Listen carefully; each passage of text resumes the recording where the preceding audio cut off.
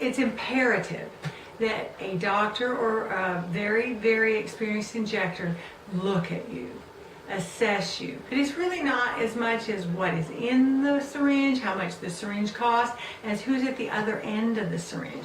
Do they know where to put it? Do they know how to maximally use what they have?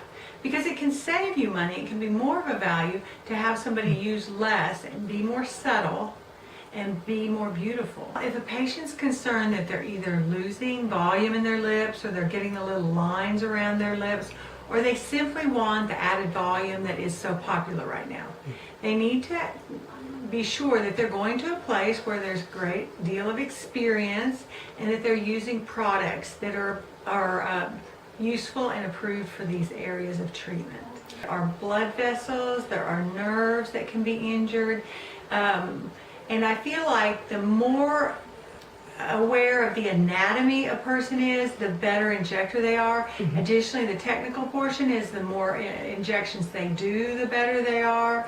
And so it's very important to do your homework, that ahead of time you know this is a person that has done it well and has done it for a long time and has had no deleterious problems. And I think that you can only do that by doing due diligence. Your best friend telling you that she's great is not enough, although it's a good start. That's when you can start looking on their website, asking people, and looking at their before and afters. That's really important because most people list their prettiest before and afters. And if you see a before and after and it's not what you would like, you shouldn't go there because that's probably the best they can do. The cannula does several things. It creates a beautiful, smooth, finished product right away, creates less swelling, less bruising. I enter through 2 openings, so that's only 2 places that you could possibly bruise. And I use a vein finder on those 2 places, so it's very unlikely that you'll bruise. I can go in and out a couple of times through those openings to reshape as I go before the lip swells. So it's very precise. I can create, I can stay inside, I can do a little work on the lines. It's just a very precise and consistent procedure. So before you get your lips done, it's very important to know that you have nothing big scheduled right after it.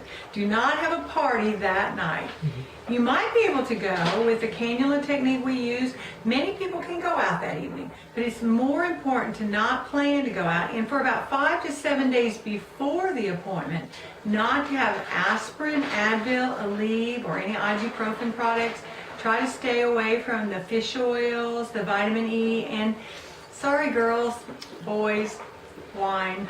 Red wine will make your blood a little bit thinner and you're more apt to bruise, and so we want to avoid those things. Right afterwards, they are going to be a little swollen. Some people like to use a little ice right afterwards. Arnica cream is nice, it feels good. It's very important to not compress the lips right afterwards, not push them, mold them. Let the doctor do that, and then you just enjoy them with a little bit of ice. And no lip liner, no kissing, you know, not for that evening. Oopsie, no wine, no kissing. What kind of a fun girl am I? But anyway, all of that will come and it will be better in 2 weeks. But right away afterwards, I think it's best to just not put any pressure on them. I've seen people put lip liner on and create a whole swelling reaction just from the pressure. So I choose what I put in based on if you need a little bit more rigid volume because you have a lot of laxity. Do you need a really soft volume because you have a fairly large lip and it needs to be softer? And is this your first lip? Is this the 5th year in a row I've put your lip in? Is it the 10th year in a row, in which case I might look for something longer lasting? It depends on the needs of the patient at the time, what I choose with its Vicross technology, Restylane, just depends. The lips they make you appear fertile. That is the big thing about lips, why lips draw the members of the opposite sex. And I do men's lips, I do women's lips, but it's a sign of fertility And so that is one of the thoughts, and I'm sure there's many more. But that is why the lips are so popular. And it's become a craze. And I'm just grateful that I've been injecting for 22 years now, and I can master art. And it is an art. You can't do everybody the same.